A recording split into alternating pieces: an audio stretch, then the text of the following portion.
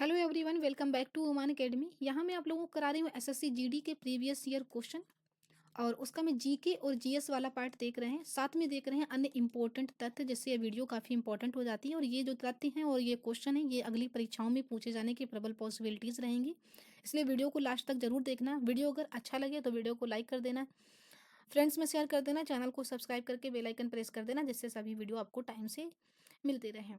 और देखिए, ये परीक्षा जो पूछी गई है, ये पूछी गई है 11 जनवरी 2023 को। शिफ्ट है 1, 2023 के प्रीवियस ईयर क्वेश्चन है। तो देखते हैं इसमें पहला प्रश्न क्या पूछा गया था। भारत सरकार ने राष्ट्रीय मधुमक्खी पालन एवं शहद मिशन, तो इसको बोलते हैं NBHM, नेशनल बीज हनी मिशन नाम की एक नई केंद्रीय क्षेत्र योजना को मंजूरी दी है, जो क्रांति से जुड़ी है। तो देखो, ये करंट का क्वेश्चन है, ये जुड़ी थी मीठी क्रांति से। ठीक है, अब हनी मीठा होता है, तो मीठी क्रांति से जुड़ी थी। नेक्स्ट क्वेश्चन देखते हैं, क्वेश्चन नंबर 2। एक सकरी पट्टी में स्थित क्षोभ मंडल में अत्यधिक ऊंचाई पर 12,000 मीटर से अधिक ऊंचाई पर वाली जो पश्चिमी हवाएं होती हैं, इनकी गति गर्मी में 110 किलोमीटर प्रति घंटा तथा सर्दी में 184 किलोमीटर प्रति घंटा हो जाती है। ये हवाएं कौन सी हैं? तो ये हवाएं हैं कौन सी? जेट धाराएं। ठीक है, ये जो जेट धाराएं होती हैं, जेट स्ट्रीम जिसे बोलते हैं, ये उच्च वेग से चलने वाली हवाएं होती हैं, जो क्षोभ मंडल में लगभग 12,000 मीटर की ऊंचाई पर चलती हैं। ये गर्मियों में इनकी थोड़ी स्पीड कम रहती है, 110 किलोमीटर प्रति घंटा, और सर्दियों में 184 किलोमीटर प्रति घंटा तक बढ़ सकती है। और ये यहाँ ऊंचाई पर चलने की वजह से इनकी स्पीड ज़्यादा होती है, क्योंकि कोई हिंड्रेंस वगैरह, कोई रुकावट, कोई ऑब्स्टेकल बीच में नहीं आता, जिसकी वजह से इनकी स्पीड ज़्यादा होती है। ये है कौन सी? Jet stream. ठीक है, अब अगला प्रश्न देखते हैं, क्वेश्चन नंबर 3। स्वतंत्रता के बाद भारत में भारत ने किसमें अपनी पहली अंतर्राष्ट्रीय योजना शुरू की थी? किस वर्ष में? तो 1952, 1953, 50 और 51। तो आप सभी को पता होगा, पहली जो पंचवर्षीय फर्स्ट 5 ईयर जो प्लान है, वो है 1951 से लेकर के 1955 के बीच में। ठीक है, और टोटल 12 पंचवर्षीय योजनाएं भारत ने आई। 12वीं पंचवर्षीय योजना जो है, वो कब से थी? 2012 से लेकर के 2017 के बीच में, ये 12वीं थी। और इसको बीच में 2015 में क्या किया जाता है? इसको बंद कर दिया जाता है, और इसकी जगह पर 1 जनवरी 2015 से क्या आ जाता है? नीति आयोग आ जाता है। ठीक है, ये वार्षिक प्लान लाता है, थिंक टैंक के रूप में काम करता है सरकार का। ठीक है, और अगर बात किया जाए कि ये भी प्रश्न पूछा जाता है कि पंचवर्षीय योजनाओं का प्लान आया कहाँ से था भारत में, तो ये रूस से लिया गया था कॉन्सेप्ट जो है पंचवर्षीय योजनाओं का। अब पहली पंचवर्षीय योजना जो थी, ये तैयार किसने की थी? ये तैयार की थी के एन राज ने तैयार की थी। और एक प्रश्न और पूछा जाता है इसमें, मॉडल इसका क्या था? तो मॉडल इसका था हैरोड डोमर मॉडल पर ये आधारित थी। ठीक है, इतने तथ्य काफी हैं। अगला प्रश्न देखते हैं, क्वेश्चन नंबर 4। 2023 में सबसे कम आयु में पद्म विभूषण प्राप्त करने वाले पहले भारतीय नर्तक या नर्तकी का नाम बताना है, यानी कि नृत्य में सबसे पहले पद्म विभूषण पुरस्कार किसने जीता था? तो उदय शंकर, सोनल सिंह, पंडित बिरजू महाराज, केलुचरण महापात्रा। तो ये देखो, ये सोनल सिंह है। और इनका पता है, नृत्य भी बहुत ज्यादा पूछे जाते हैं, ये दो नृत्य से संबंधित हैं। एक इनका है भरतनाट्यम, ये प्रश्न बहुत पूछा जाता है, स्टार लगा लो इस प्रश्न को। सोनल सिंह का बहुत ज्यादा पूछा जाता है। ये भरतनाट्यम और ओडिसी, ये दो शास्त्रीय नृत्य से संबंधित है। टोटल 8 शास्त्रीय नृत्य, ये दो शास्त्रीय नृत्यों से संबंधित है। ठीक है, और इन्हें भारत में राष्ट्रपति द्वारा राज्यसभा के लिए भी नॉमिनेट किया गया था, यानी कि राज्यसभा के लिए भी ये नामित की गई थी। ठीक है, राष्ट्रपति के द्वारा। और अगर बात करें इनको पद्म भूषण, इसमें पूछा गया पद्म विभूषण, तो इनको पद्म भूषण भी दिया जाता है और पद्म विभूषण भी दिया जाता है। ठीक है, इनको दो मिलते हैं। पद्म भूषण इनको दिया जाता है 1992 में, और पद्म विभूषण जो इनको दिया जाता है, वो दिया जाता है 2003 में। ठीक है, और ये पद्म विभूषण पाने वाली सबसे कम आयु के शास्त्रीय नर्तकी हैं। ठीक है, अब अगला प्रश्न देखते हैं, क्वेश्चन नंबर 5।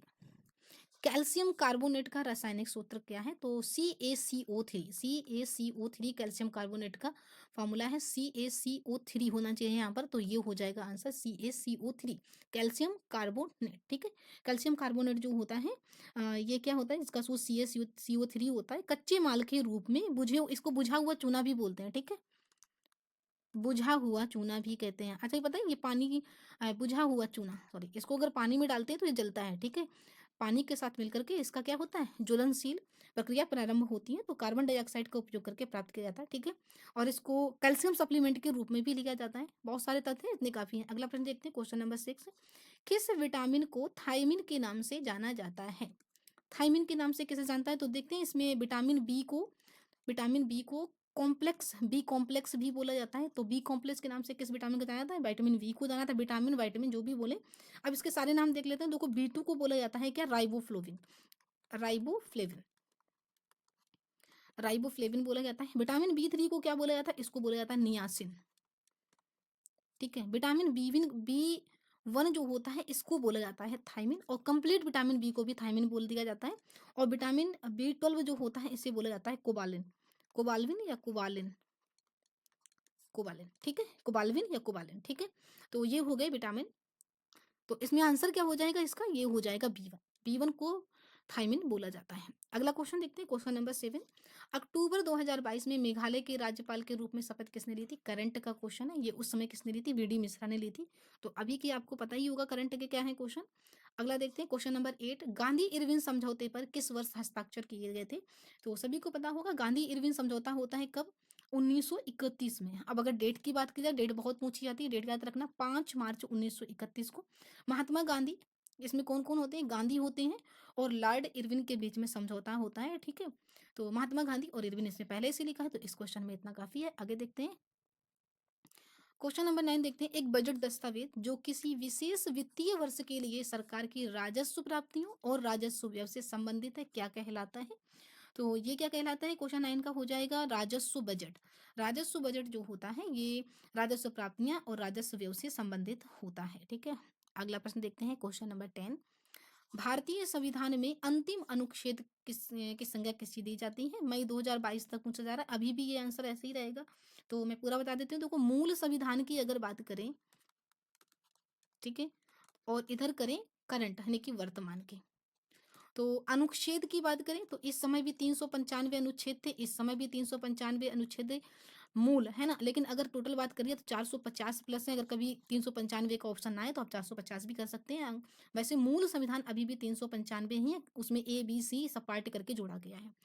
अनुसूची की अगर बात करें तो 8 थी मूल संविधान में, इस समय है 12। 4 अनुसूची जोड़ी गई है। 9वीं है भूमि सुधार से, 10वीं है दल बदल से, एंटी डिफेक्शन लॉ से, 11 है ग्राम पंचायत से और 12 है नगर पंचायत से। अब अगर बात करें कि इसमें भाग कितने थे, तो भाग 22 थे। भाग 22 अभी भी हैं। जो 3 भाग जोड़े गए हैं का खा करके ऐसे करके, वो 3 उपभाग हैं। ठीक है, तो अभी भी भाग 22 ही है, इधर भी भाग 22 ही है। अनुसूची 8 थी, यहाँ पे 12 हो गई है। 395 अनुच्छेद पहले भी थे, 395 अनुच्छेद अभी भी है। ऐसे पूछा जा रहा है अंतिम अनुच्छेद, तो अंतिम अगर 395 ही थे तो इसका आंसर क्या हो जाएगा? 395। नेक्स्ट प्रश्न देखते हैं क्वेश्चन नंबर 11। नवंबर 2022 तक स्थिति के अनुसार भारत में केंद्रीय शिक्षा मंत्री कौन है? तो इसमें केंद्रीय शिक्षा मंत्री कौन थे? ये थे धर्मेंद्र प्रधान। ठीक है, और करंट का क्वेश्चन है। क्वेश्चन नंबर 12 देखते हैं। 2011 की जनगणना के अनुसार किस केंद्र शासित प्रदेश का लिंगानुपात सबसे अधिक है? निम्न में से पूछा जा रहा है। वैसे ओवरऑल की बात करें, ओवरऑल जो लिंगानुपात है सेक्स रेशियो, अच्छा सेक्स रेशियो होता क्या है? प्रति 1000 पुरुषों पर कितनी महिलाओं की संख्या है, इसे बोलते हैं सेक्स रेशियो। ठीक है, निम्न में से सबसे ज्यादा है पुदुचेरी का, जहाँ का 1037 है। ठीक है, और सबसे कम है कहाँ का? ठीक है, सबसे कम है दमनदीप का। दमनदीप का यहाँ का है 618, ये 618। अगर ओवरऑल बात करें सबसे ज्यादा जो सेक्स रेशियो रहता है वो है केरल का। केरल का है कितना? 1084। ठीक है, अगला प्रश्न देखते हैं क्वेश्चन नंबर 13। निम्न में से कौन सा भारत में गुजराती नव वर्ष के रूप में मनाया जाता है? तो ये है वेस्तु बरस। ये जो वेस्तु बरस का संबंध है ये श्री कृष्ण से है। ये गोवर्धन पूजा की तरह एक विशेष रूप से आयोजित होने वाला एक त्योहार है, और ये गुजराती नव वर्ष के रूप में मनाते हैं वेस्तु बरस। नेक्स्ट क्वेश्चन देखते हैं क्वेश्चन नंबर 14। चीनी उद्योग के लिए प्राथमिक कच्चा माल क्या होता है? चीनी यानी कि जो शुगर की बात हो रही है यहाँ पर। चीनी उद्योग के लिए, अब ये तो एकदम आसान है, गन्ना जो होता है ये कच्चे माल के रूप में उपयोग किया जाता है। इसी से जैगरी जिसे गुड़ बोलते हैं एंड शुगर जिसे चीनी बोलते हैं, दोनों बनाए जाते हैं।